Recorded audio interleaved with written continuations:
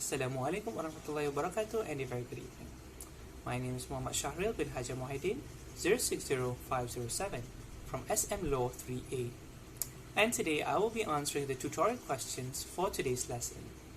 The first question is regarding the laws that govern on the family matters of Muslims and non-Muslims in Malaysia.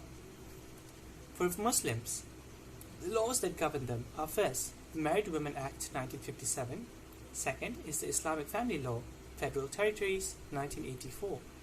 For non-Muslims, the first is the Law Reform Marriage and Divorce Act 1976, and for non-Muslims, the second one is the Married Women Act 1957.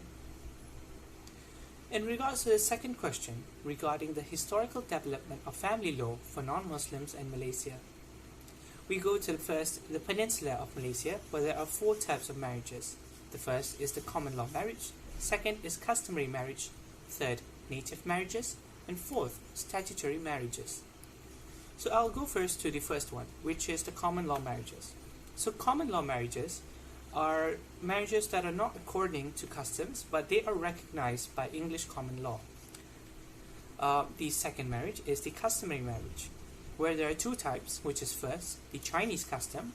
So in Chinese customs, there are long continuous cohabitation for the marriage to be considered valid, and there must be intention to form a permanent union, and third, there must be repute of marriage.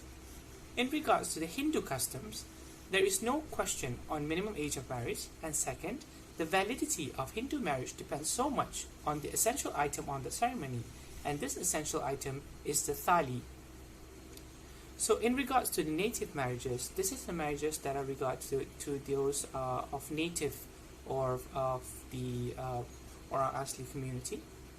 And the fourth marriage is regarding statutory marriages, where marriage is performed according to a specific law established before the introduction of the Law Reform Act 1976.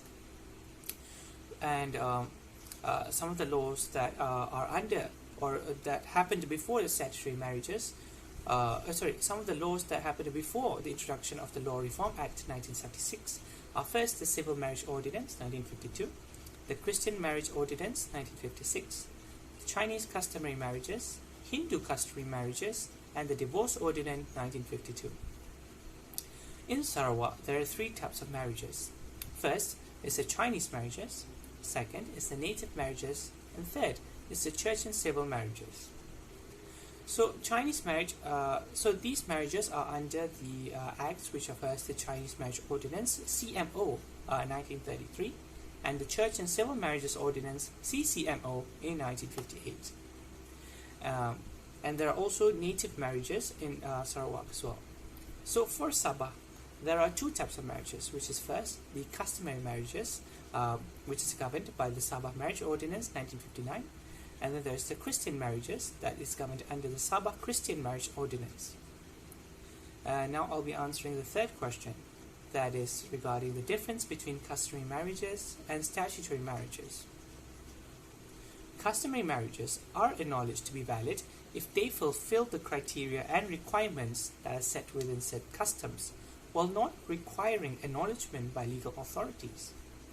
While for statutory marriages, they place importance on being performed according to a very specific law and can still be valid, although not requiring full customary requirements. That is all from me. Thank you.